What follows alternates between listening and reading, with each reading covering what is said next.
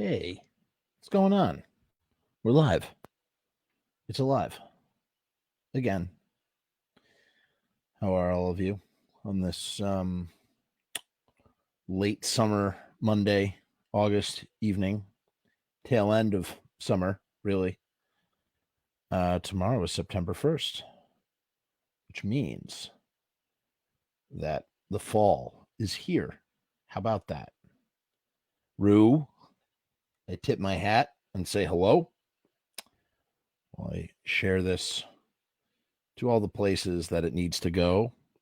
I did not intend for that to rhyme. However, it did not require much time. Sorry, that was really bad. I didn't know where I was going with that. I'm just sharing the stream around. Little update, couple updates. 1979, still working on it, still coming. I shot the first episode. I wanted to keep it under wraps until I had it shot and in the can. We did that first episode of Pizza Punk, which is the show that is replacing Rock and Roll Cooking from a few years back. So if you enjoyed Rock and Roll Cooking, you may enjoy this show. It's about pizza. It's about punk. It's called Pizza Punk. My first guest was Paris Mayhew of the Cro-Mags. We had a wonderful conversation about punk rock and pizza. So keep your eyes peeled for that. There's a Facebook page, which was the old Rock and Roll Cooking page, has been co-opted for that. So check that out. I'll post the link in the box. Actually, let me see if I can get it up here for you right now, so you can see real quick what we're doing here. Got a thing going on. I've been meaning to do today's episode for some time. It's going to be a fun little jaunt. I'm going to explain that in a minute. Gordon asks, how close is the film to be ready to come out? Gordon, are you referring to this documentary, They Came from Lodi? Are you referring to 1979, A Year of Horror Punk? I need you to clarify that for me, buddy, so I can give you a better answer than what you might be wanting. So you got to let me know. In the meantime, here's Pizza Punk real quick. So this is Pizza Punk right here. This is it. So keep your eyes peeled. Content is going to be spilling over onto this page too. It's basically a second talk show. If you consider this this is like a video podcast. That's also like a video podcast, like a talk show. I got a second guest lined up who I'm really stoked about as well. Pascal, what's up, man? How you doing? Haven't seen this guy in a long time. I hope you're well, man. I hope your health is well. You got a beautiful baby boy. I saw pictures. Mazel tov to you, Pascal. Truly. Gordon is referring to They Came from Lodi. That said, both films are a must buy. Wow. Thank you, Gordon. Well, you'll never be able to buy 1979 because it's using a bunch of stuff that I don't own and I can't sell it, and I won't sell it. It'll only be available for free. However, They Came from Lodi, this documentary, which this talk show is based on, will only be available for sale. It is my documentary with my interviews, and I intend to exploit it to the max if I can. We have greetings from Chile. What's up, Marco? How are you? Welcome to the show. Got an international audience tonight. Joe Ramon says, Slayer pizza, the only way to eat it, piece by piece. All right, cool. That's cool. So check out Pizza Punk. Go follow the page. Did I post it? It's right here. Go like and follow this page for Pizza Punk. You know, it's funny. Oh, whoops, that's Cheers from Germany. I meant to do this one. I was even writing a theme song for it. That's kind of a rip off of the Sneaky Pinks. I'm So Punk. And it's like, pizza is punk. Wait, no. Pizza is the shit. Don't you know it? Pizza is so punk. It's punk. Ooey gooey cheese. All over my knees. Pizza is so punk. It's punk. So I like really want that to be the theme song, but I don't know how to play any instruments. So you got to figure that out. But that will be the theme song. First episode, Paris Mayhew from the Cro-Mags. Keep your eyes peeled. Okay, moving on. Another new business, other business besides that. Also, we have a hello. Joe Ramone is hailing from the UK. So we got the UK, we got Chile, and we got Germany all up in this house. That is phenomenal. I'm very stoked about that. So yeah, that's great. And Pascal says, thanks, bro. Doing fine. And pizza and punk can't get any better, right? Yeah. If you need a German pizza punker for the show, let me know. I will. We got someone from Florida, Marco. Hello, Marco. Welcome. Yeah, I will, man. I feel like pizza is a really punk food, and I really want to explore the juxtaposition of pizza and punk together. And Paris from the Cro-Mags did a wonderful job, sort of helped me break that down. Okay. So moving on, the next thing I want to talk about is who saw this Legacy of Brutality, freaking pink Legacy of Brutality. There's only 16 of these made, right? Pink Legacy of Brutality goes on sale. This is after the Cough Cool debacle. We have the Cough Cool that goes for almost $11,000. Pretty amazing. And then all of a sudden, someone throws up a pink Legacy of Brutality, authentic pink Legacy of Brutality. Why is it pink? Because Glenn did not clean out the stamper when he changed the color of the vinyl. And as a result, you have a little bit of either white. Oh, no, I believe it would be red, actually, because it's more white than it is red, which was what makes it pink. You have red residue in the stamper. You inject white vinyl, and boom, you get 16 pink Legacy of Brutalities. Someone put theirs on sale, and it went for a whopping. Are you ready for this? For those who are not familiar, I mean, this is unprecedented for any punk record, let alone a Misfits record. So it sat at 1 minute and 46 seconds. I don't know if you can see it's very small on my screen. It might be bigger on yours. At 1 minute and 46 seconds, it sat at $14,700 with $5 shipping. And I kept refreshing. I was watching on my phone, right? I'm refreshing this thing because I'm like, I want to catch these screenshots, man. And I managed to do it. So look, ready? So that was 1 minute and 46 seconds to 13 seconds. It was $18,900. 3 seconds. It was $19,900. And boom, at the finishing off with $22,334. Wow. Wowzers. I mean, that's nuts. That's the most that, I mean, is there any punk record that's gone for more money than that? I would love to know. Someone tell me. Someone out there. I challenge you to determine such a crazy thing. Rue says, fucking crazy. I wanted that pink vinyl. Really? Did you do any bidding? Man, that's too rich for my blood. I'll tell you what. So that was pretty amazing. So the reason why I'm even bringing this up is because now Franche Coma, who from the Misfits, as we know, has put up one of his own guitars to see what it's going to do on eBay. And you can bid on it right now. Here it is. This was posted by Frank's son, Frank Jr. I guarantee you it is authentic to be posted by Frank Jr., that it is really from the collection of Franche Coma, because Frank Jr. is Frank Sr.'s son, Frank Sr. being Frank Licata, a.k.a. Franche Coma. So it's Misfits Franche Coma guitar. That is what we are seeing here.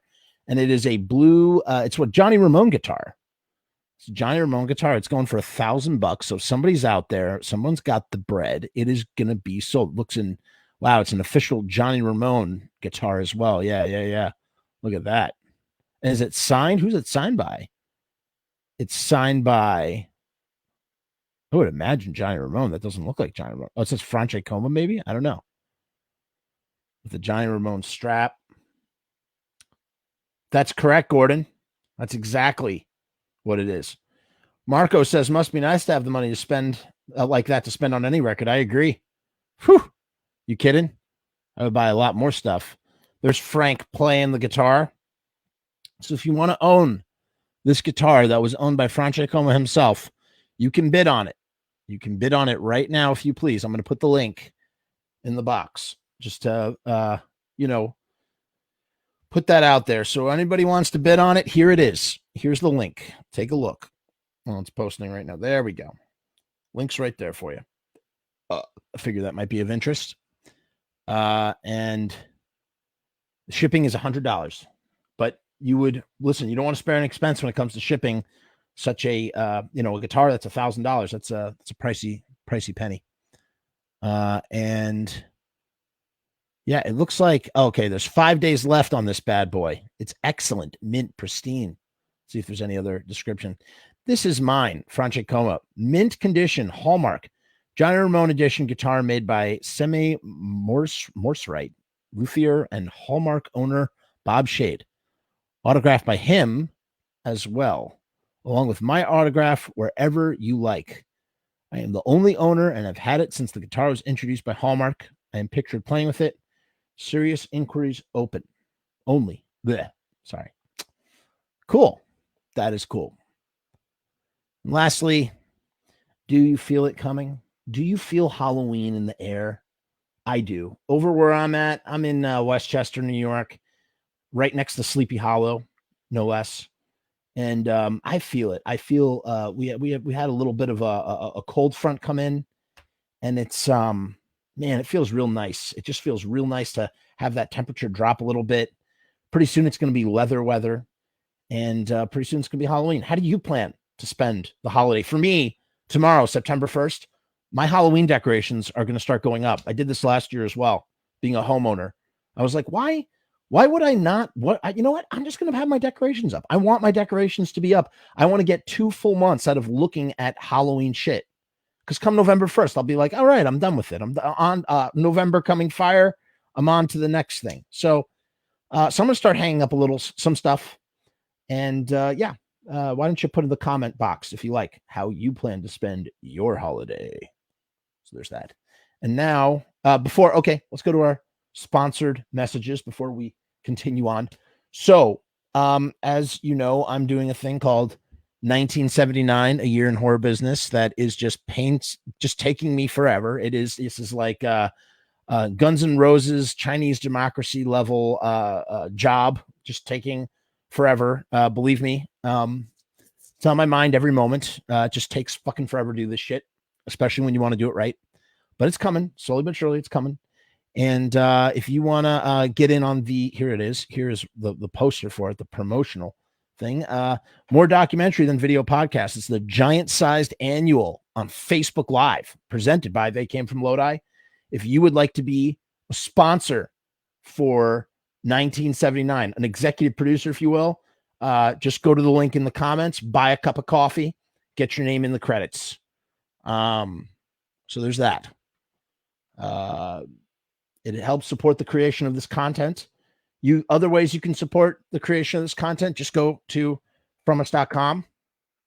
You go to Frumess.com and you click on some of those ads. The pennies go into my AdSense account. It's a big deal. There's me. There's me in Robbie Bloodshed's driveway setting a guitar on fire. You can see we went over this last week.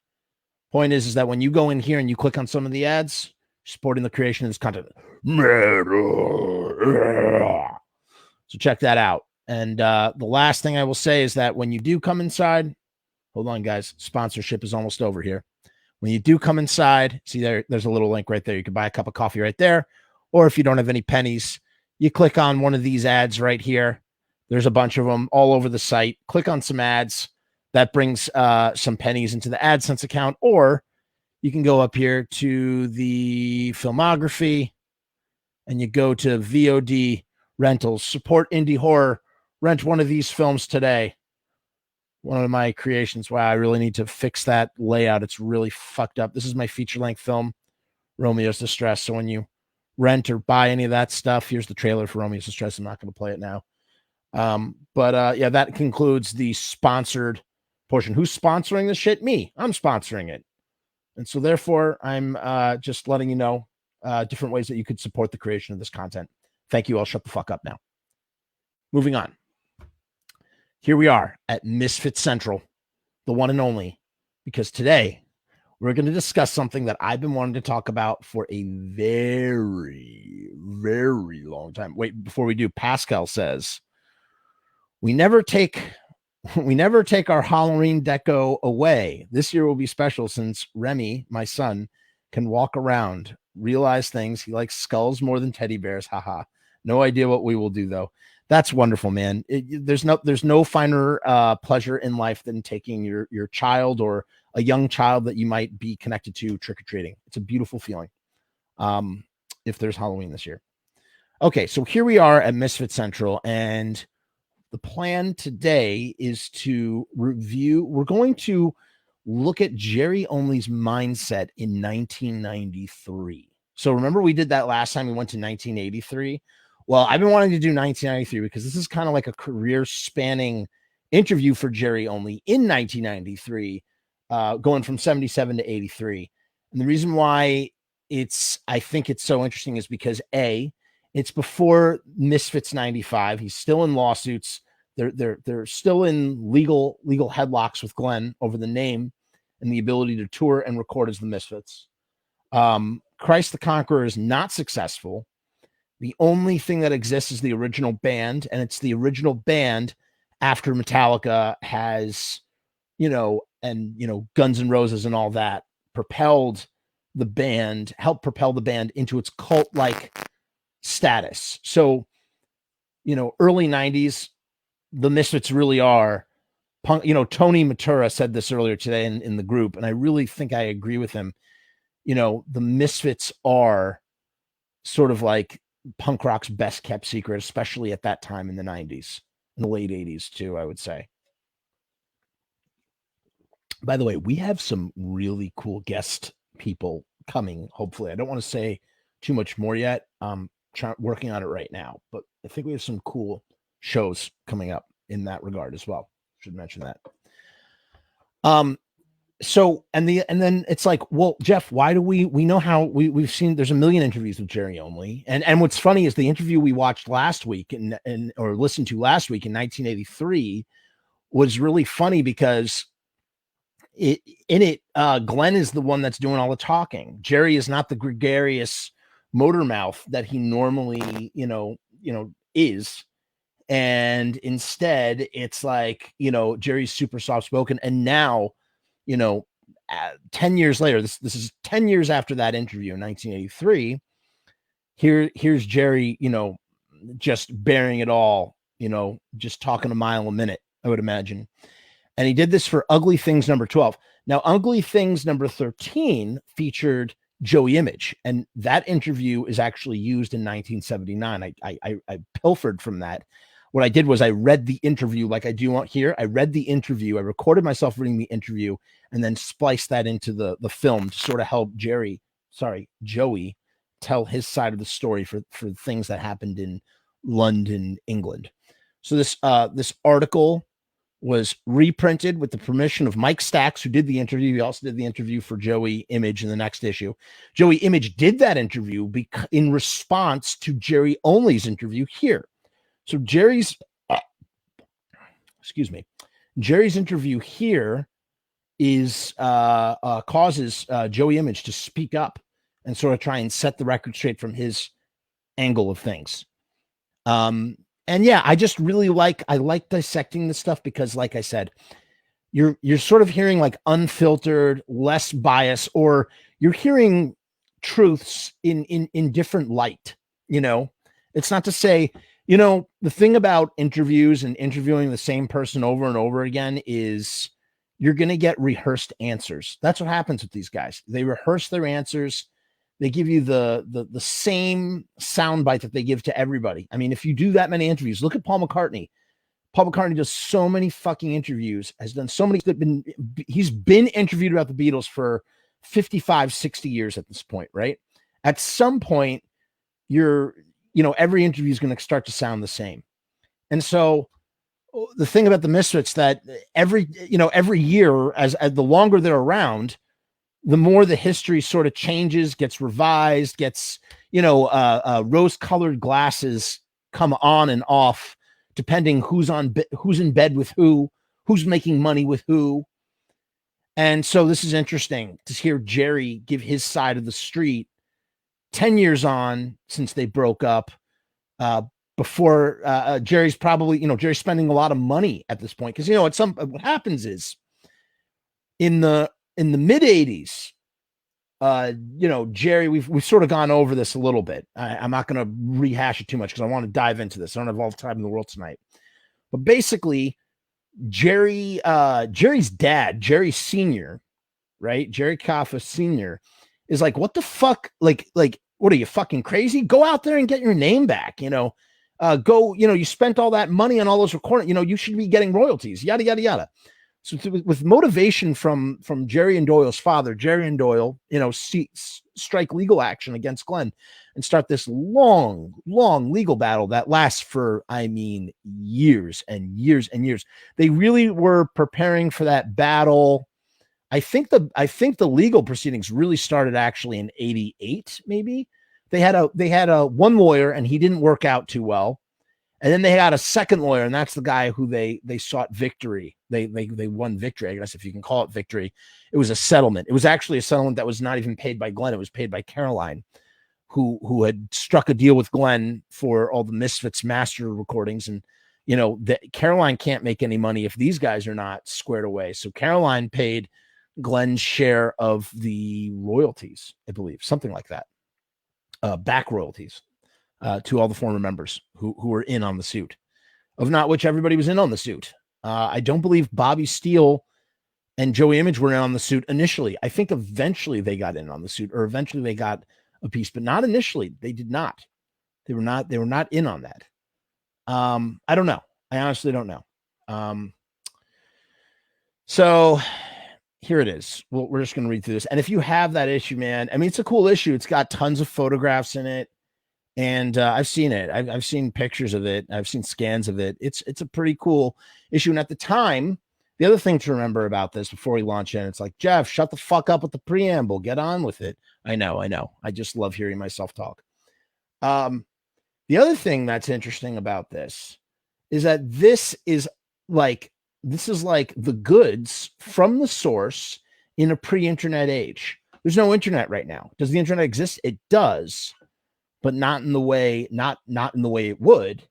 And so therefore, like, if you wanted to find out about a band, man, like these zines, there was like a time where these zines kind of ruled the roost in the sense that, you're getting these breakdowns of these bands that you virtually can't find. Nobody's writing about them in books.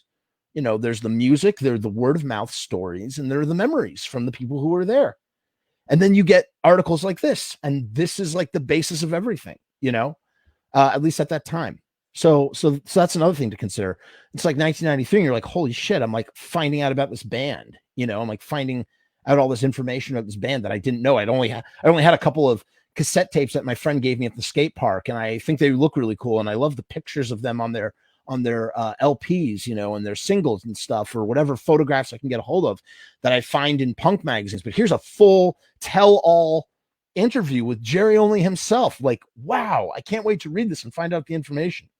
So let's see what Jerry says, because I'm sure if you were to match up what Jerry says in this interview with everything that Jerry says now in every interview post the year 2000, it's going to be different, slightly different, or a variation. Here's the interview if you'd like to follow along with me. And I will stop from time to time to comment or stumble over my words because, as we all know, I suck at reading out loud. Okay. All hell breaks loose. Section 1, Misfits. All hell breaks loose. The Misfits walked among us. Flesh-eating astro-zombies just arrived from Mars. Grave robbers from outer space. Landing in barren fields to steal your children from their beds and indoctrinate them to their violent world. Only ones, lonely ones. It's a transformation with an urge to kill. Prime directive, exterminate the whole human race. Hey, what's up, Jeremy? How are you, buddy? Hope you're well and safe somewhere in California, right, Jeremy? Jeremy's from California, I think. The Jerry Only interview by Mike Stacks. That little intro right there is essentially, it's just made up of Misfits lyrics. Just show you how visual this band is such a visual band. Okay. They looked like they had just stepped off the stage of some long forgotten horror movie. A nightmare shock of ghoulish black leather cool, menacing muscle, and scowling skull-like faces, each bisected by a long point of hair. The Devil Lock. Live, they were chaotic, unforgettable. The stocky, powerful singer, Glenn Danzig, would wound tight like a cold steel trap, howling, snapping in the kind of tense fury. Towering on either side, the twins of evil, the brothers, Jerry and Doyle, their huge arms savagely attacking their guitars as if the instruments were the last barricade to be broken down before all hell really broke loose. And they waded into the crowd, tearing and plundering. Death comes ripping. The world of dangerous fun. Prime directive, exterminate the whole fucking place. And the music. There's not been a punk band before or since who could match the power and the fury of the Misfits in their prime. They had it all. Energy, melody, hooks, all locked together in short, totally original songs filled with images torn from the pages of EC horror comics, 50 B's movies, and Glenn's own twisted, morbid imagination. Though they didn't release an album until 1982's classic Walk Among Us and weren't widely known until then. So that's so cool. This is so cool. In 1993, like, this is pre-Static Age. So people are like, you know, maybe like insider fans know what Static Age is, but for the casual Misfits fan, they don't know what Static Age is. So the first album is Walk Among Us. The first album didn't come out until 1982, not 1978, and shelved. How crazy is that? That this is 1993. Another thing to mention. Sorry, I have to trim my nose beard. I have like the hair tickles my nostrils. Sorry about that. If you see me, I did not do any lines of coke. If it looks like I'm going, it's not the case. So fuck, why did I do that? Mind you, also, it's 1993. Glenn Danzig is fronting Danzig, and Mother is huge in the metal world. It's huge in the MTV world. The Mother 93 video has come out. That's the type of shit that's going on. So when Jerry's giving this interview, he's giving it when Glenn Danzig is at his peak of fame, I would say, in May or breaking peak mainstream success that he would as Danzig. You know, not because of the cult of the Misfits, and not from a tenured career in Danzig, but because he had a hit song on the radio, top 40 hit, Mother, and a video that was huge, of the Mother 93 video. That's why Glenn Danzig is big in 1993. Some people go, oh yeah, and he also sang for the Misfits. The Misfits are not the Misfits. The Misfits today are not the Misfits then. So these are all things to remember when Jerry's giving this interview. I really feel like context is necessary when reading whatever Jerry is going to say here. So again, reveling in the fact that Walk Among Us came out in 82, and, you know, Static Age is virtually unknown by anybody not familiar with the band. They weren't widely known until 1982. The Misfits actually date back to 1977, when the first lineup of the band was formed by Glenn Danzig and bass player Jerry only. The band lasted from early 77 until Halloween 83, leaving behind a string of explosive records in their wake. Unlike many of their peers, the Misfits' music has endured. And the reason why it's endured is because they left a string of explosive records in their wake. That's why. You know, again, I was talking about this on Pizza Punk in the first episode. Little spoiler, we were talking about, like, why aren't the Stimulators, who were such an important, influential punk band to other punk bands, why are they not as well known as the Misfits? Or, like, why are they not, like, as well known as they should be? You have to be pretty insider baseball to be familiar with the Stimulators, which is Harley Flanagan's first band. Harley and Paris were in a band together. And the reason is they didn't record anything. There's no records. They had one 7-inch single. You can hear Nick from the Stimulators in my documentary talking about discovering the Misfits and whatnot, playing with the Misfits and whatnot. But yeah, they had one single and they were on the Thrash compilation. That's it. That's how nobody knows them. Nobody knows them otherwise, the Stimulators. But same thing with the Mad. But the Misfits were constantly recording and constantly putting out singles. I mean, they were continuously putting out material for those 7 years. It wasn't like they put out one record, waited 5 years, and then put out another record. They never stopped putting shit out. Like, there was always something coming out. Maybe might be a year between releases at most, but there was always material coming out, even 2 years past their demise, all the way up to Legacy of Brutality. If you really want for new material coming out, we spoke about that last week. So I mean, this is like all stuff to remember. That's why this is such a cool archival thing to unpack, in my opinion. Unlike many of their peers, the Misfits' music has endured. Today, they are more popular than they ever were when they were together, and that popularity has only grown because this was written in 1993. Collectors pay a small fortune for original copies of their early 7-inchers, and bootlegs of all kinds multiply. And now we were just talking about how a Legacy of Brutality went for close to $23,000. Holy shit. Who would have thought that it would increase and grow and expand and explode even more, you know? When Metallica covered 2 of their songs on an album, they introduced a new generation of kids to the Misfits, and the legend grew. But that was just the tip of the iceberg. More than any other reason, the Misfits have prevailed because they created a sound and an image that is exciting, entertaining, and wholly unique. The band's breakup in 1983 was bitter by anyone's standards. Glenn Danzig's subsequent projects, Samhain and then Danzig, have given him a platform that no other Misfits have been allowed. That's right. So this is Jerry. Right now, I would say this interview is one of Jerry's biggest platforms, really, truly. I mean, the largest one yet in that time, in those 10 years. In interviews, Danzig usually seizes the opportunity to denigrate his old bandmates, belittling their contributions.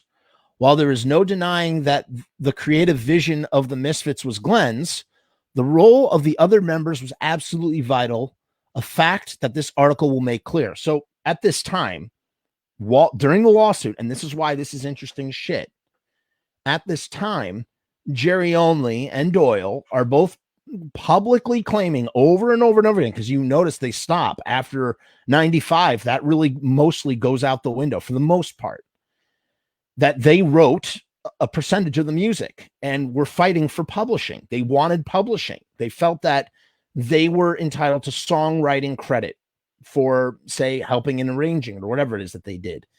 And I believe that there is some truth in that. I think that Glenn may have written the songs, but from everything that I read and hear about Glenn, and you'll hear more about that in 1979, I think that Glenn would bring his songs to people, and people, it was just like George Harrison and Paul McCartney and John Lennon.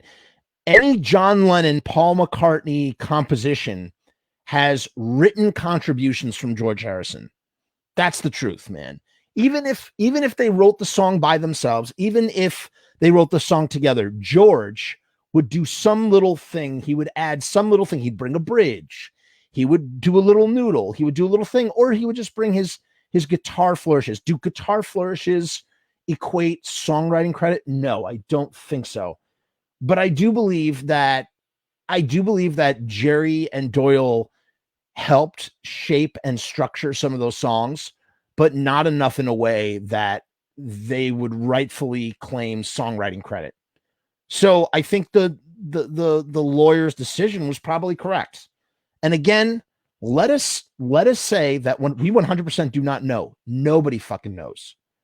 All we have are what people fucking tell us. Because you know what? The only people that were in those rooms were those fucking guys fleshing out those songs. Okay? That's the truth. That's the honest truth. But if you listen to every other fucking band member in any one of Glenn's bands, they all say they're Glenn's songs. Glenn brings us the songs. We shape them. Listen to John Christ. John Christ has absolutely no reason to fucking lie or embellish or make anything up. And that dude, I think, tells it the way it is. And he talks about it There's a great interview on this thing called Music is the Lifeblood, and they talk thoroughly about how Glenn got to a point where they were working together, and Glenn would humming shit. He would record into tape recorder and be like, mm-hmm. And then, John Christ would interpret that, so it's like Glenn, it's, I don't know, man. It's like that's the songwriting process. But John Christ does not take credit for those songs. He doesn't go, I kind of had a hand in writing those songs. He fully admits it's Glenn's vision, Glenn's songs. But, Glenn, it was, here I am interpreting them on guitar. So at this point in time, though, Jerry is probably in this interview, I would imagine. Jerry is going to explain how, he contributed this lyric, bedtime for the midnight masses for Devil's Whorehouse, or, just stuff like that, does that equate songwriting? I don't know. I don't think so. What do you guys think? Why don't you all weigh in on this? You tell me what you think. I don't know. I would love to hear your thoughts on it. Anyway, so this interview is to clear the air during a lawsuit, to set the record straight, and to get, for the first time anywhere, the full story of the Misfits. I talked to the man who was a misfit for the duration, Jerry Only. And that's true, man. From 77 to 83, Jerry was fucking there. And here he is trying to tell the full story from his point of view. Jerry, or Mo, as he's now known, when he was in Christ the Conqueror, he was known as Mo. Christ the Conqueror would eventually become Misfits 95. In a way, Misfits 95 really is just Christ the Conqueror, with Michael Graves singing and them trying to write Misfit songs and capitalize on the Misfits name, truthfully, honestly. And again, I like those albums. Yes, even after all that shit with Chud and all Michael Graves, I still like those fucking albums, man. They have their time and their place. Are they Misfits? Hell fucking no. No, they are not. Are they fun nostalgia trips for me? Yeah, that's what they are. I appreciate those songs for what they are. Not Misfit songs. Christian songs, actually. Yeah, they're Christian songs. Anyway, our story begins. Jerry, or Mo, as he's now known, is a great guy. He comes across as a direct, honest, no bullshit person. He was totally candid in answering all of my numerous questions. His recollection of events was sharp, colorful, and we had a lot of laughs. Our story begins in London, New Jersey. I believe that too, man. I think that's really accurate. In the sense of, like, at this time, 1993, Jerry is direct, he's honest, and he's no bullshit. And at that time, he fully fucking believes that he should have songwriting credit for his contributions, because they are his contributions. And he just believes he should have songwriting credit for them. And the judge ruled that, or he settled with Glenn not to. And here's the last thing I'll say. Again, I'm not taking a side here. However, if you truly fucking wrote songs, like if you actually wrote those fucking songs, would you not fight? I mean, those are like your children. Would you settle? Would you agree taking the name and the ability to record and tour over publishing over things that you created? I don't know. I don't know that someone would agree to that, which leads me to believe that while Jerry may have had some input, that does not mean that he is the writer of those songs. I don't know. Our story begins in Lodi, New Jersey. MS, Mike Stacks. What first got you into music when you were a kid? Jerry Only. When I was a kid, we used to go see Alice Cooper and Kiss and the Allman Brothers and shit like that. Anything that was at the outdoor concerts during summer vacation. Actually, what made me really want to play was that I saw David Bowie's Diamond Dogs tour in 1974, I believe it was. I think I was a junior in high school. I wasn't one of those people who played their whole life, I actually picked up bass in March, and in April I did my first show. Haha. So it was a real quick learning procedure. But I think that it speaks for itself. I got it down in a relatively short amount of time. When I saw that Diamond Dogs stage show, I said to myself, man, this motherfucker's getting paid for this, and I got to go to work. There's something totally wrong here. Because I would do that for nothing. You know what I mean? Haha. When I saw him, I said, how much money is this guy making? At the time, It was like 10 or 12 bucks a ticket. It wasn't actually the money, though. It was the love of what I saw. I kind of liked the entertaining with the stage show and everything. The music just puts it all together. So he says he picked up the bass in March and he was playing his first show in April. He did that at the CBGB's audition showcase. He had gotten the bass, or he had ordered the bass in December, and it took a long time to get there. But that's interesting. So Jerry isn't, so if the Misfits started in January, that leaves those 2 months for those rehearsals, or that time where Diane, or maybe even in fall of 76, as if you look at some of those lawsuits, Glenn claims that he was using the Misfits name in the fall of 76. So guys like Jimmy Battle and Diane DiPiazza and Manny and Mr. Jim Catania are, all involved during that time, right up until March when Jerry joins the band. So Jerry joins in March. Interesting. Mike Stacks. But it was actually a few years later that you actually picked up a bass, right? Jerry only. I got it for Christmas, 1976, but it came late. There you go. That's the thing. I had to wait for it, and I actually got it at the beginning of February. So I practiced 2 months, and then Glenn and myself formed the Misfits in March of 77. So that's what Jerry says. Jerry says Glenn and I formed the Misfits in March of 1977. While if you listen to what's his face, Manny will tell you that him and Glenn were jamming in his basement as the Misfits, with just Glenn on keys and Manny on drums. And then Glenn said to Manny, "Hey, we need a bass player." And that's when Jerry comes in. But from Jerry's perspective, as Jerry saw it, Jerry might have not considered that the Misfits. Jerry considers it the Misfits when it's the three of them. And frankly, I consider it the Misfits when it's the three of them. When those three formed and they started and they played that CBGB showcase, that's the Misfits. Is Diane DiPiazza the Misfits? No, she's not.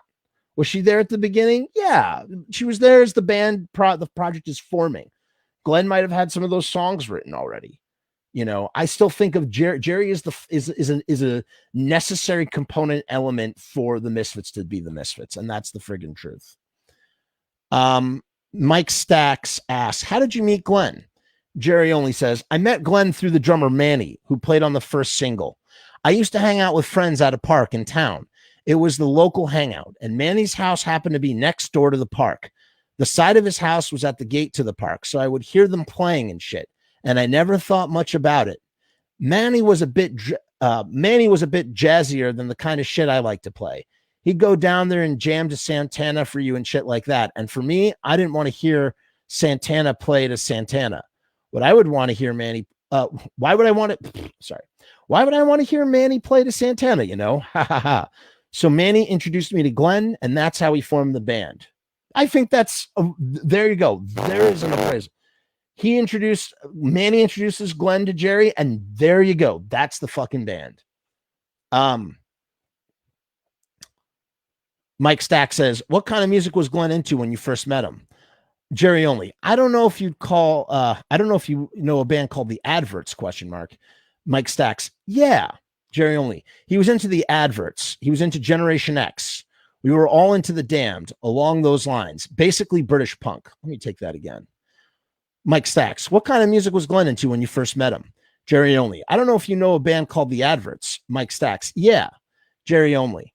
Glenn was into the Adverts. He was into Generation X. We were all into the Damned, along those lines. Basically British punk. I did that for a purpose because I'm going to use that soundbite in 1979 and stick it in a place where I needed it to be. Perfect. I needed that soundbite. And I've heard that in interviews that Glenn was a big fan of the Adverts. The Adverts are a great fucking band. If you're not familiar with them, they have this song called Welcome to the New Church, New Model Army. Great fucking band. Check out the Adverts.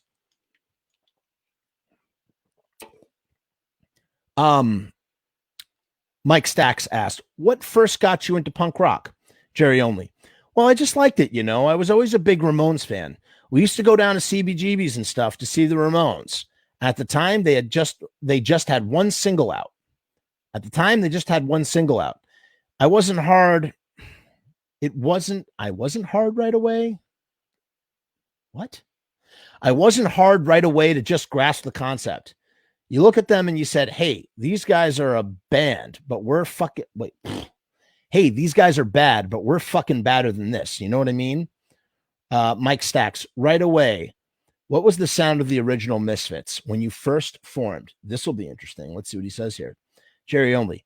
The sound of the Misfits was very Talking Heads-ish, Devo type sound. I'd say with keyboards at the time. Wow. So he thinks of it as Devo, as a Devo Talking Heads. I stand by everything I said in the first episodes. If you have not watched them, check them out. We talk in-depthly about the three-piece that was the Misfits in 77. And I believe that they're just like an art rock Doors. That's what they are. They're just the Doors, man. Straight up. So, but Jerry says, the sound of the Misfits was very Talking Heads-ish, Devo type sound. I'd say with keyboards at the time, it was just bass. It was just bass, keyboards, and drums. We didn't have the image yet. We really didn't know what we were doing yet. We were feeling our way in. But we got there and did it as we played our first show. I think it was April 18th at CBGB's. Mike Stacks, were you opening for somebody? Jerry Only. It was actually like an audition night. Mike Stacks, what was your set like to start? Was it stuff that Glenn had written? Jerry Only. Yeah, it was stuff like She, Cough Cool, Bullet was written because Glenn actually had Bullet written 6 years before the band. A lot of the earlier stuff Glenn had ideas for, and a lot of the earlier stuff Glenn had ideas for, and he was working on it for a while, but it didn't really gel until it came to be. I mean, ideas are great until get them, put them down, worked out, and you work a little bit of a buzz about them, and then they become something tremendous as opposed to just a good idea, you know? So that's interesting. Sorry for the broken English there. Let's take that one more time. So Jerry says it was stuff like She, Cough Cool, Bullet. Glenn had Bullet written 6 years beforehand, before the band. So in 1971, Glenn had Bullet, according to Jerry. Glenn says it was 3 years before. A lot of the early stuff Glenn had ideas for and he was working on for a while, but it didn't really gel until it came to be. I mean, ideas are great until you get them, put them down, and work them out. And you work a little bit of a buzz about them, and then they become something tremendous as opposed to just a good idea, you know? Mike Stacks. How long until after the band first started did you do the first single? Jerry Only. Wow, this is some interview. Jerry Only. Not long at all. It actually came out in like June. Glenn was a stickler at getting in there right away with something. Me, I'm more of a sit back and prepare and practice and get things ready kind of guy. He was like, hey, let's just go. The good thing about just going, you get a little bit of experience of playing shows and stuff like that. But at the same time, I think it distracted us from what we should have been working on. We should have sat down and said, hey, we'll work on the band this way or we'll work on the band that way. But over the years, it found its own way. Things will find their own way if they're not pushed in a certain direction. Cough Cool was a tentative first step. It builds quietly from the simple pulse of Jerry's bass and Glenn's electric sync piano. The gaps being filled with Manny's complicated drum patterns. That's a great way to put it, I would say. As the song progresses, it has a dark, intriguing quality. Matter of fact, Raphael, the guy who I thought was talking shit from the Chud thing, he actually posted something very thoughtful in our Misfits group. Check it out. Credit to Raphael. He basically is saying that Glenn is writing Cough Cool is actually about a vampire. And if you read those lyrics, they're the way that they're broken down. Find the thread in our Facebook fan group. It's really great thread. And I think it really breaks the song down in a wonderful way that really makes sense to me. I don't know. It has a dark, intriguing quality, but Danzig's silky and leather voice, somewhere between Elvis Presley and Jim Morrison, is the only part already in place in a record which sounds very different to what the Misfits would become. The B-side She is a step closer, picking up the tempo and letting Jerry's thumping bass attack, give the sparse sound some guts at the bottom end. Later, a guitar track was added to She. Actually, I believe it was completely re-recorded. And it is this version which appears on the Legacy of Brutality album and the Misfits collection. So there is no Static Age. It just appears on those two recordings. 500 copies were pressed of the original single, though, as with all the Misfits records, several bootleg versions exist. It caused barely a ripple on the New York punk landscape, but it was an interesting beginning. Jerry only. We switched personnel immediately after the first single. Manny wound up being a drunk and not practicing. The thing was musically, he and I didn't gel too much. Take that one more time. Jerry only. We switched personnel immediately after the first single. Manny wound up being a drunk and not practicing. The thing was, musically, he and I didn't gel too much. I wasn't an experienced musician, so to say, but at the same time, I knew what was cool to play and what sucked to play. Trying to play shit that's all over your head when you're not good enough to pull it off sucks. You know what I mean? But that was Manny's attitude. Hey, let's do solos. I said, Manny, I'm not interested in playing a fucking bass solo. I don't know if you've even heard a bass solo, but they're very boring. Ha ha ha. I mean, I like the bass, but I wouldn't want to sit there and sit through a bass solo. And I don't think there should be one, just so there's a drum solo, if you catch what I mean. Ha ha ha. I agree with that. I think that's very, see, this is a cool interview with Jerry. I really feel like Jerry, I think this is like the real Jerry. This is like the brass tacks, like, you know, like just super open, super receptive Jerry, who's going to talk about this stuff. So we blew off Manny and got this guy, Mr. Jim. Then Glenn got off the keyboards and we brought in this guy, Frank Licata, whose name is Franche Coma. Mike Stacks. Who was Mr. Jim? Jerry only. Jim Catania. He was from Lodi also. He was about the same age. He was about the same age as Glenn in that area. Then what happened was, so Jim, Mr. Jim, Manny, Glenn were all roughly the same age, along with Steve Linder, Jerry Byers, fucking Tony, what's his name? I forget. Tony something. Pete Tallego, I think, is another guy. All these guys are like the Lodi. They're all just like Lodi musicians. And all you do is, back then, there was just a pool of musicians and they'd all jam together and jam on various projects. And that's how you get something like Kudat and Boojang, or Talus, or Pony, which is Prostitutes in New York. Then what happened was we had a label called Blank Records. If you ever notice, Cough Cool came out on Blank. Immediately afterwards, Mercury Records came out with a Pere Ubu album. I never know if I'm saying that name correctly. Pere Ubu. It's one of those things you read, but you never say out loud until you say it out loud. It doesn't sound right. And put it on a label they called Blank. But we already had Cough Cool out and nobody knew about it. So legally, the release of Cough Cool wound up binding us to the name and put them in jeopardy of being sued by us. But we had no money to sue them. They came to a compromise where they would buy the name Blank from us for studio time. So we went in and recorded Static, TV Casualty, Angel Fuck, Bullet, Teenagers from Mars, a whole album. It was supposed to be called Static Age with 13 cuts on it. So right then and there, I don't know if this is the first time. There were a bunch of interviews prior, but could this be the public being revealed that Static Age exists, like outside of like punk circles? Like this is where people, casual skateboarders who picked up Ugly Things number 12, who are reading this, are like going, wow, there's an album called Static Age. Whoa, who would have thought? That's pretty interesting.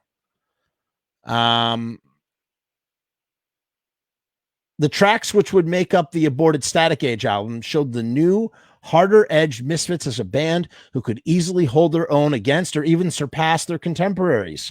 In particular, Glenn's creative songwriting and powerful, wide-ranging vocal dynamics. Check out the songs. Check out the incredible Comeback, for example, set the Misfits apart from the pack. The songs Static Age and TV Casualty present frightening, real-life portraits of the world as seen through the eyes of a new generation of children raised by the icy blue glow of their television and video screen, a theme that lay at the core of the Misfits' future direction as B-movie horror mutants. The horror obsession was already taking form, the horror obsession was already taking form in Spinal Remains, Return of the Fly, and most importantly, an earlier version of Teenagers from Mars, which portrayed them as nihilistic, avenging invaders from outer space.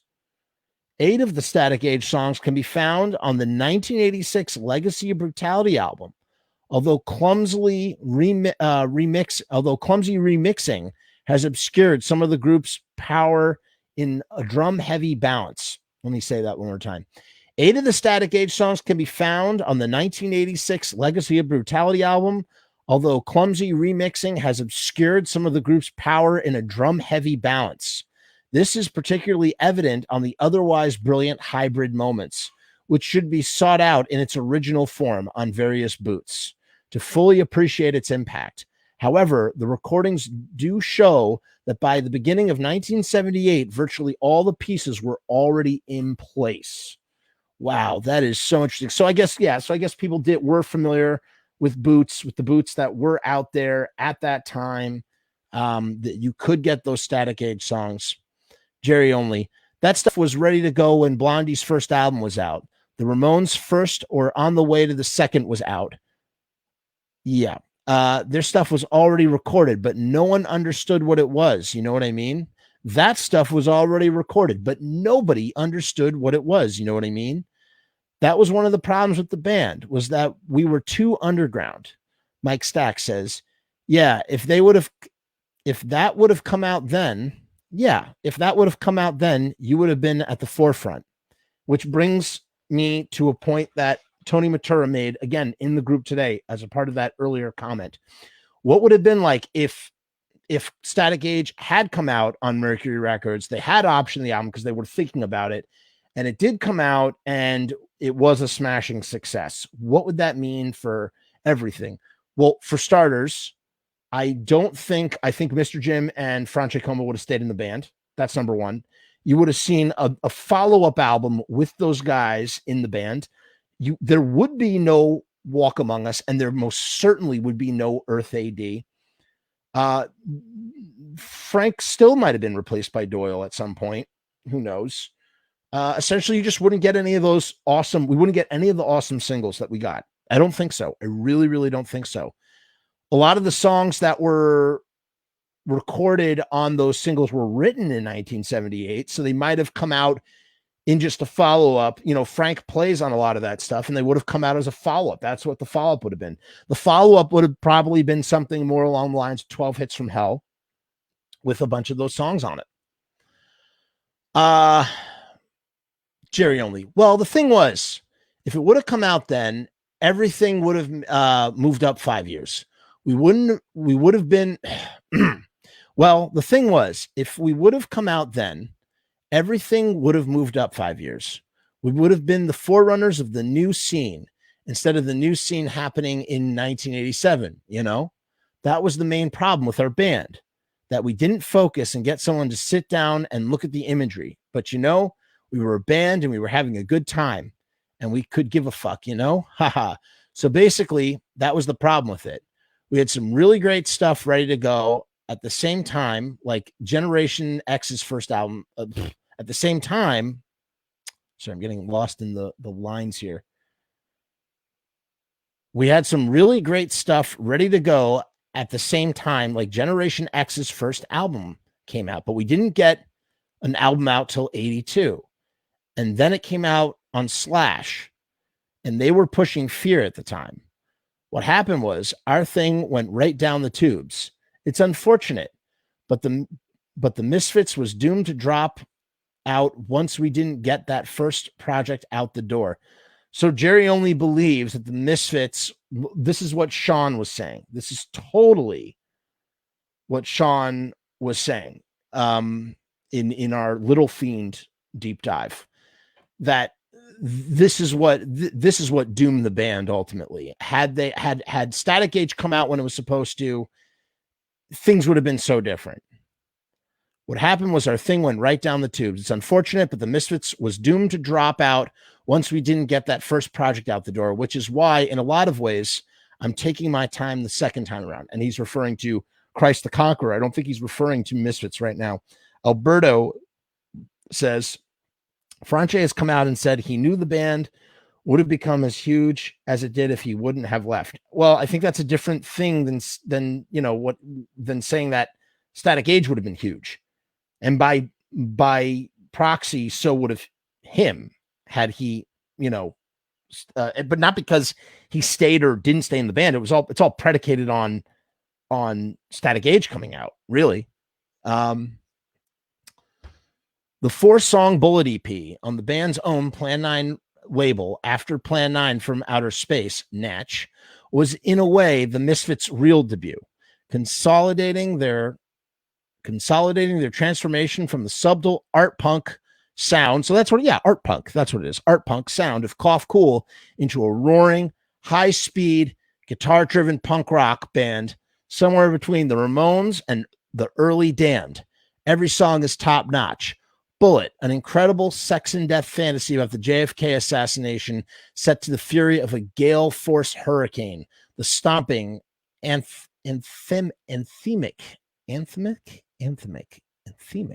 How do you say that word out loud? Anthemic.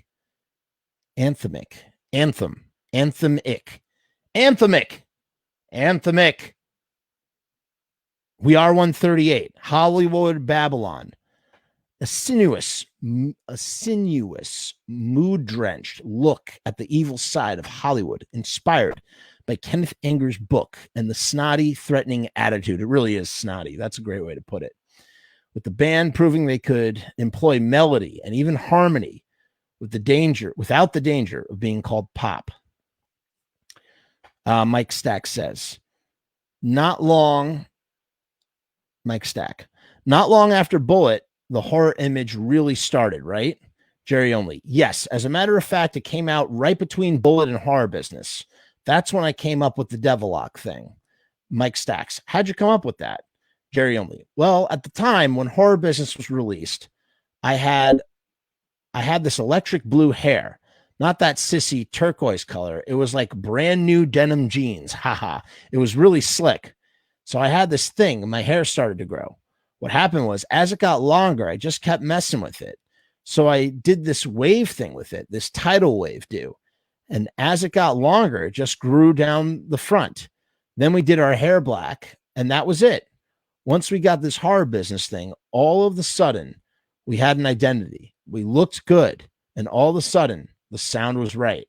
Mike Stack says, what did you use to keep the Devilock in place? Hairspray? Jerry Only. Some hairspray, but in the end, I would end up using Vaseline because hairspray was really burning my eyes.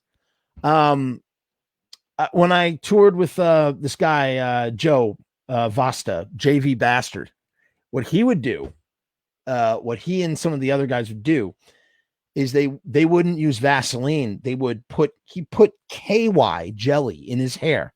That's how he kept his hair from getting all messy in his face. He would put goops of KY jelly before every show that he would go out and do.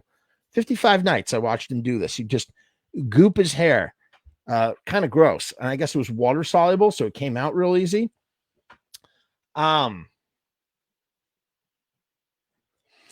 Mike Stacks. In between Bullet and Horror Business, you got Bobby Steele and Joey Image. What was the change? How did it happen? Jerry Only. The change was that we picked up 2 local boys from the city who were more into the scene. Because that's the thing. Those guys, they're both in New York City. They're both a part of the New York City scene. And Glenn and Jerry at that time, the band is playing Max's Kansas City constantly. They're not touring. They're not out, exploring the Midwest and the West Coast. But like, they're just mostly local in New York, and therefore they get a couple of local guys to be the new drummer and new guitar player. It makes sense. The change was that we picked up 2 local boys from the city who were more into the scene.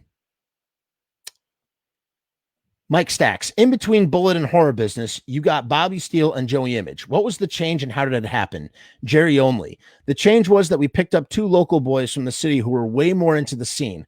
We went on the road with Frank and he couldn't handle the road. It was beyond him. He didn't want to go on the road. And when he did it, he freaked. So we couldn't count on him as a perpetual thing. Sort of, oh yeah, I expect to be touring with Frank. Oh yeah, I expect to be touring with Frank 20 years from now. Because you couldn't go down the street without him going nuts. So eventually we had to do something about that. At the time, I was grooming my brother. So he's grooming his brother even as Frank is becoming, weary of the road. Jerry is grooming his brother, and he's just too young to take him out. So in the meantime, they get Bobby Steele. But again, now here's the thing. Doyle, this is Jerry talking in 1993. Was he really waiting 2 years until Doyle turned 16? Is that why? I mean, I guess that actually kind of makes sense. But look, Harley Flanagan was 12 when he was in the Stimulators, and the Stimulators were big back then. So unless it had something to do with Jerry and Doyle's parents, who knows? I don't know. So we had to do something about that.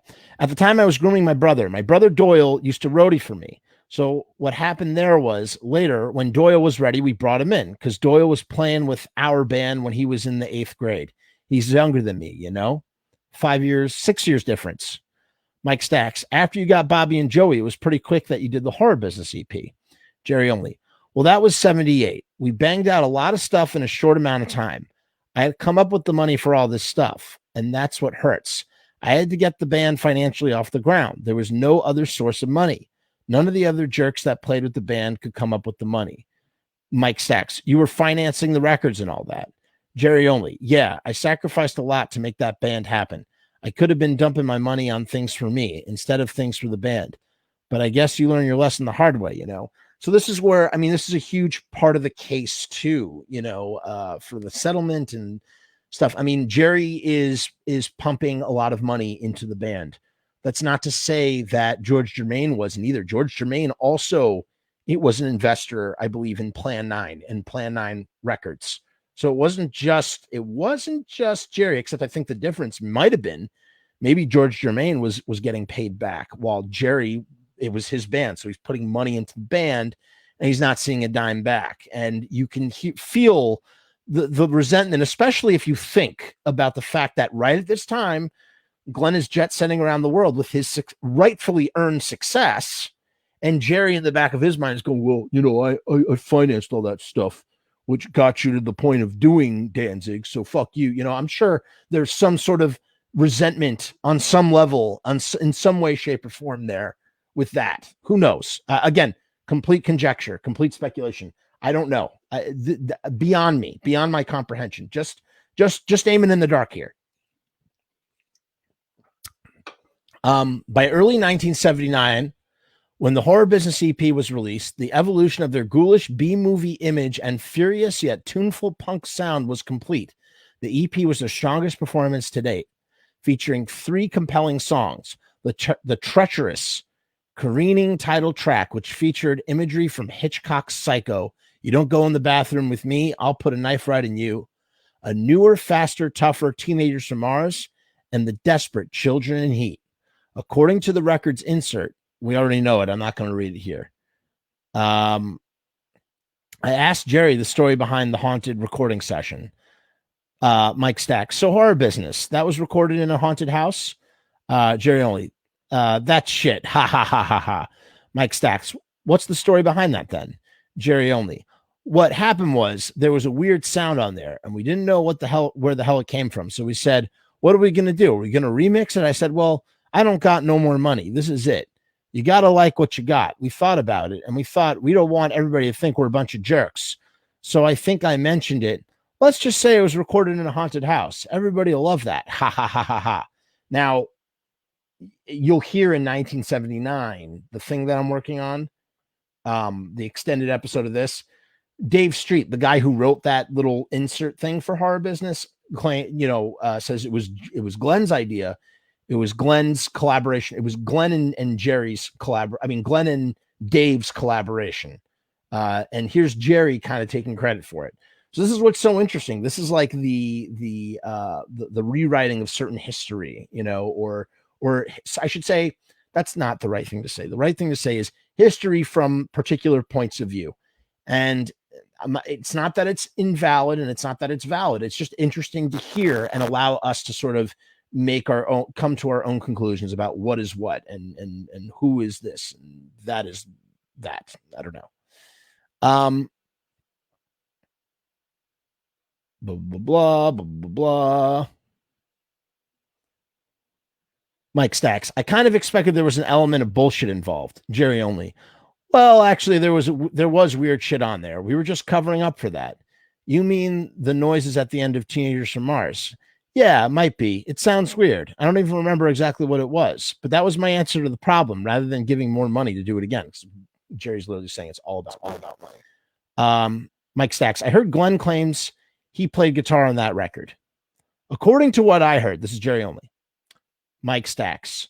I heard Glenn claims that he played guitar on that record. Jerry only. According to what I heard, Glenn goes around telling everybody that he re-recorded all the tracks on the guitar so that he could say that he doesn't owe anybody any money. Now, on Horror Business, you may be right, because I don't know if Bobby knew how to play it. He may have, but Glenn's not really a good guitar player, to be honest with you. He can fake his way through a Buddy Holly song or something like that, but as far as being a guitar player, he is not. He comes up with something halfway decent. He comes up with some halfway decent chords that are offbeat, like the beginning of Earth AD and shit like that, but he's not a good guitar player. So there was this point down the road where Glenn was going, oh, I'm going to go back into the studio to re-record everybody's guitars and everybody's basses. Why? He's got nothing better to do? So this is fucking interesting. I mean, now here's my question. Is Jerry specifically referring to Horror Business? Or is he mixing up what he knows happened for Legacy of Brutality? In the sense of Glenn goes back in and re-records the guitar and the bass on all the tracks for Legacy of Brutality because he doesn't want to pay anybody any royalties. I believe the drums remain unchanged. So all the drum tracks are original on Legacy of Brutality tracks. So essentially, the Legacy of Brutality songs are sort of re-recorded new versions of stuff. Now, what I would be curious to know, and I wonder if anybody could tell me, I wonder if any of the vocals feel or sound different. I've never listened to them back to back, so I don't really know. But I wonder how different the Static Age vocals are from the Legacy of Brutality vocals. It's been a while since I've listened to Legacy of Brutality. I used to love Legacy of Brutality. But yeah, so is Jerry referring to the Legacy of Brutality stuff, or is he referring to Horror Business? That's interesting though. That's interesting. But Jerry knows that Glenn, this is why the Misfits are not a trio either. Besides the fact that Glenn just wants to be a vocalist, wants to be a front man, because I'm sure if Glenn had enough chops, it would have been a trio, and that would have been it. That would have saved them so much trouble, replacing guitarist after guitarist after guitarist. So much so that even with Doyle's, minimalist, inferior playing, Glenn would rather have that than his own. But then again, who knows how Glenn is in a studio setting? Look at how Earth AD sounds in a studio setting. You tell them to play Earth AD in front of a live audience, and it sounds like fucking garbage. But when they play it in the studio live, it sounds like it's a fucking masterpiece. So I don't know. Go figure.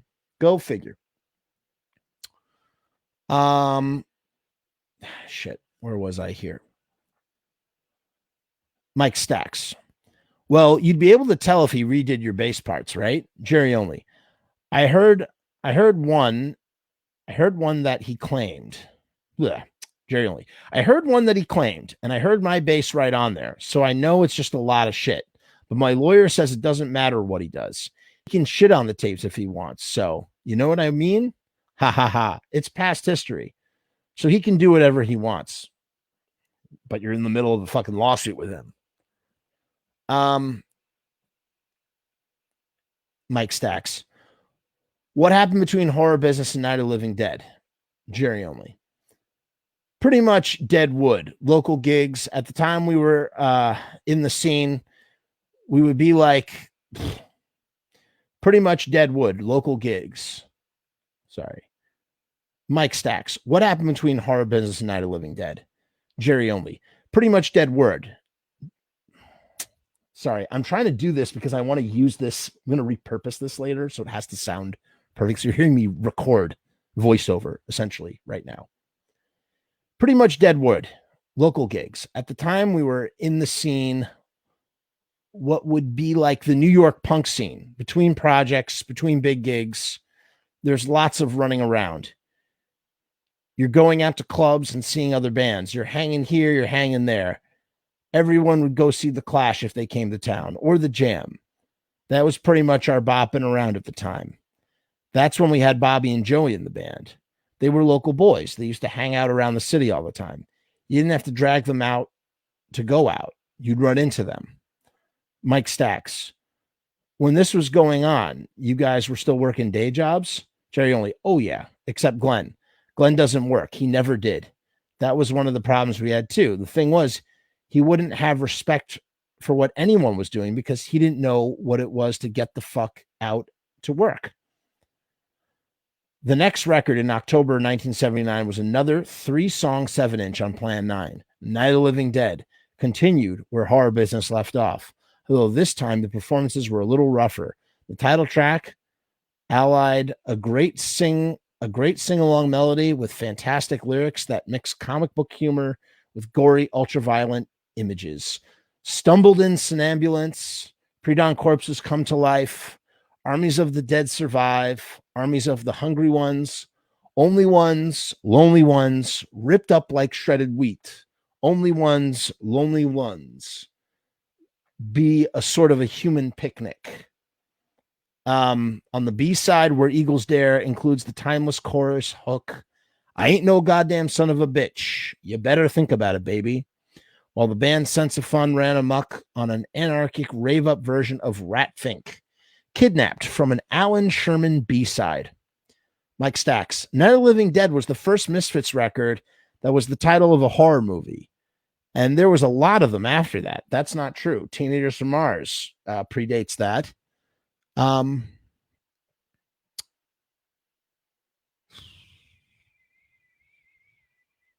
You guys were real big on horror movies. Jerry only. Oh, yeah. And that was when the band was really at its best, to be honest with you. The band was really cranking at that point because that's what it was. It was a 50s horror band. If we would have marketed it that way, we could have done very well. Mike Stacks. Whose idea was it to cover Alan Sherman's song Rat Fink on the EP? Jerry only. Well, we were all into models at the time. Those Big Daddy Roth models. So we figured we'd cover it. At the time, we were all into wearing Rat Fink shirts and things like that. I didn't like that cover that much. It could have been a lot better. Bobby Steele's guitar sounds like shit, the playing on it. But what are you going to do? In my opinion, we could have done a better job of it. Wrong, Jerry. Wrong. Fucking Bobby's guitar sounds great. You can't, come on, you're being a hater right now. I understand why. You got sour grapes. But let's not, I mean, we both know that fucking Bobby's guitar player. Bobby's the best guitar player, man. You had. Come on. He had the most chops. That's not to say we don't love Frank, but Bobby was the most finessed. He had fucking finesse, dude. Mike Stacks. In 1979, you toured England with the Damned. Jerry only. Yeah, it was a hell of a lot of bullshit. The thing is, I don't like working for people. I don't know if you get that about me. I'd rather work for myself and struggle along than have myself a bad attitude because someone's telling me what to do. In England, we ran into a lot of trouble. A lot of people bossing you and shit and fucking with your sound, trying to make you sound stupid so the Damned would look better. You know what I mean? Mike Stacks. Was the Damned person? Was that the Damned personally, or the road crew, or Jerry only? Their whole management. You know what I mean? They were just a bunch of fucking jerks following nothing against the guys, but at the same time, they have no authority to say whether the bus is going to turn fucking left or it's going to turn right. When we're getting fucked over, nobody's got to say. And that's what aggravates the piss out of me. Hold on, let me take this again. Their whole management, you know what I mean? They were just a bunch of fucking jerks following ... Nothing against those guys. But at the same time, they had no authority to say whether the bus was going to turn fucking left or going to turn fucking right. When we're getting fucked over, nobody's got to say. And that's what aggravates the piss out of me. If I'm in a band, record company's going to work for me. Ha, ha, ha. And that's the different attitude I have about the situation. So we got shit on. They burned us on money, and we're in England. Don't go fucking burning the band on money when they're in another country, because you can't do nothing. It's not like I could pick up the phone and call my lawyer. Mike Stacks. What was the reaction as far as the crowd? Jerry Only. They were a bunch of assholes. Ha ha. If I could find the plug, I'd pull it out and let the whole island sink. Ha ha ha. At the time, it was a bunch of little kids who were getting into spitting and throwing shit at you. You ran into a lot of these clowns, you know? Mike Stacks. Do you think that there was some hostility because you were Americans? Jerry Only. Yeah, there was that too. Mike Stacks. So what happened with the tour? Jerry Only. We walked off the tour. Oh, shit. We walked off the tour because, see, the guy was supposed to pay me $100 for the night. We walked off the tour because, see, the guy was supposed to pay me $100 a night for the band for 25 shows in 28 days. That was $2,500. The whole tour came down to money. So I worked day and night to get the money for my old man to pay for everyone's plane ticket to England. I didn't even get to practice for 3 fucking weeks before I left. I wanted to go to England with my shit together. And that was the one thing I was deprived of, I think. So we get there, we play 2 or 3 shows, and the guy, he was handling Motorhead at the time, and he was handling the Damned. He fucked us on money. He said, well, basically, I'm not paying you guys. And we were in the middle of fucking northern England somewhere. And we just said, oh, pretty easy. Fuck you. Ha, ha, ha. And we split. We walked off the tour because we weren't getting paid for nothing. I wasn't going to let this guy fuck us over. So we split. Whew. And then it says to be continued. What the fuck? I thought this was the full interview. Wow. Did I fuck that up? Oh, Jesus. I think we're going to have to do a part 2 because I'm going to have to track down that part 2. Shit. All right. I'm putting my feelers out right now. Who's got Ugly Things number 12 scanned? Who's got Ugly Things number 12 scanned? I wish we had that from the beginning. We could have just done it like that. That would have been a lot more fun. If you have Ugly Things number 13 scanned, I'll put it out there in the group. I'll put it out in a bunch of places. Fucking get at me. Let's fucking get that shit on our tiny little share screen here so that we can do a full on, man, I should have had the screen like this. I was not thinking. So we can do a full on read through of the remaining of the interview. It's so terrible that we can't finish now, man. To be continued. What? Why is it only, Jesus. That's so weird to me. It ends. Shit. All right. No bother. I mean, we're already at 90 minutes anyway, and I can't be on here forever. So we'll put a pin in it there, and we'll continue if I can get a hold of it next week. In any case, there will be a part 2 to this episode once I get a hold of the second half of that interview. In the meantime, please take a moment, take a look at all those links that I put in the, let me see. Let's go to the page for a minute.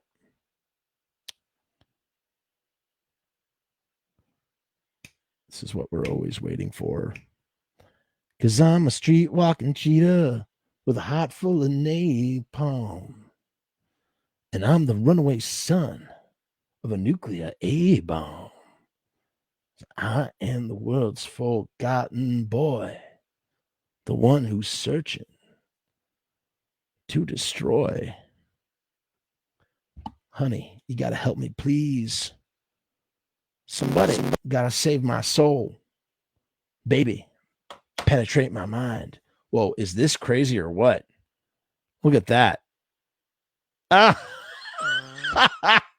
It's like window within a window. I love that shit. That's so trippy. That is trippy to me. All right. So look. Little oh, here it is. So again, if you want to buy a t-shirt, support the cause. If you want to buy a cup of coffee, support the cause. If you want to rent a movie, you can support the cause. If you want to rent, a movie, support the cause. So check this shit out, people. Whoa, look at that. Wait, you're going to see my finger pop up. Ready? Watch this. Watch this. It's going to happen right now. See what happens when I do that. 5, 4, 3, 2, 1. Look at that. It's gonna watch. It's gonna do its own countdown. Look at that. It goes into infinity, man. I love that shit. It boggles my mind. Look at that. You can count. What's here? 1, 2, 3, 4, 5. 5 pictures within pictures within pictures within pictures within pictures within pictures within pictures. I think that's the thumbnail right there. Yeah.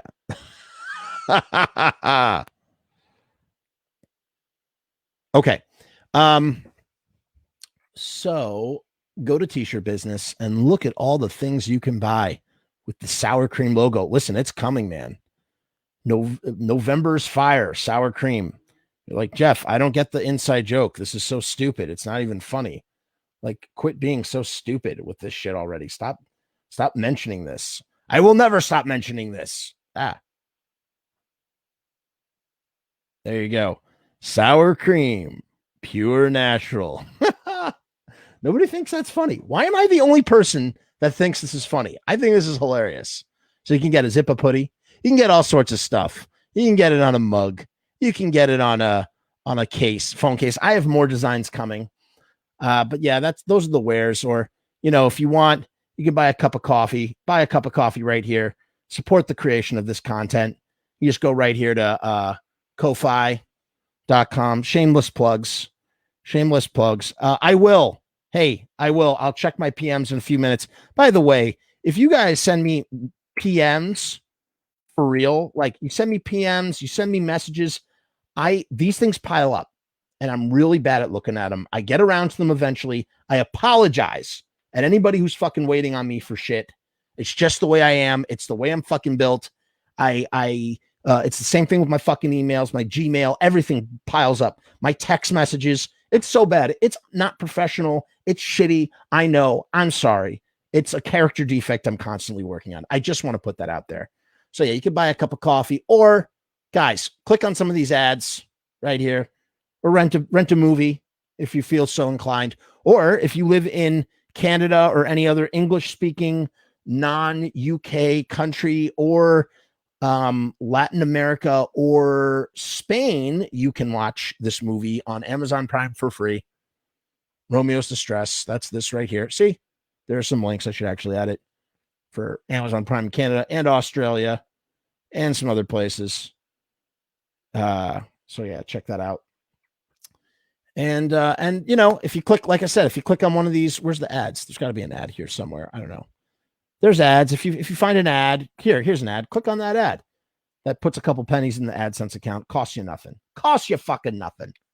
So, all right, that's my little spiel. I think I'm done with it now. Look at that. Now it's doing the thing. It's doing the thing within the thing within the thing.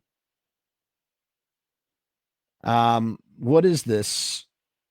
What is this? Voice of Doom. I don't know what that is. I can't click on it, though. I'll have to wait until I get off. All right, so guys, we're going to try and do part 2. All right. Jeremy says, I would watch Cooking with Sal B. So, Jeremy, I don't know if you were here at the very beginning. We don't do Cooking with Sal B no more. That's done. Salby is 86th. Okay. Now it's all about, oh, fuck yes. Wow. Shout out to fucking Voice of Doom right now. Everybody give him a round of applause. He found the rest of Ugly Things. I will check that out, John. Thank you. Truly. Thank you. Thank you. What was I going to say? And I'll get to my PMs. Sir. What's your fucking name in real life? Mike? Shit, you used to be on Misfits Central, too. I won't tell you who my handle was. Too embarrassed. Needs to talk so much shit. Fucking, I think that's it. Salby was 86, bro. Yeah, Salby was 86. Fuck Salby. Salby's done, man. Salby's out. We're the new show is Pizza Punk. Jeremy, do you like Paris from the Cro-Mags? He's my first interview is Paris of the Cro-Mags. My first guest. We ate pizza together on the show.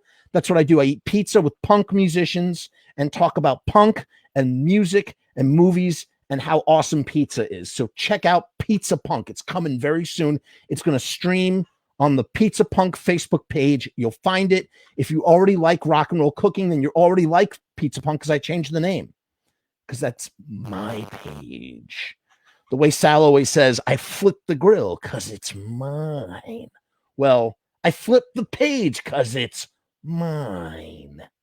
All right. That's really the end of our show now, guys. All right. I'll talk to you all soon. Another thing. No. I'll mention that next time. Okay. Peace and hair grease, everybody. Peace and hair grease.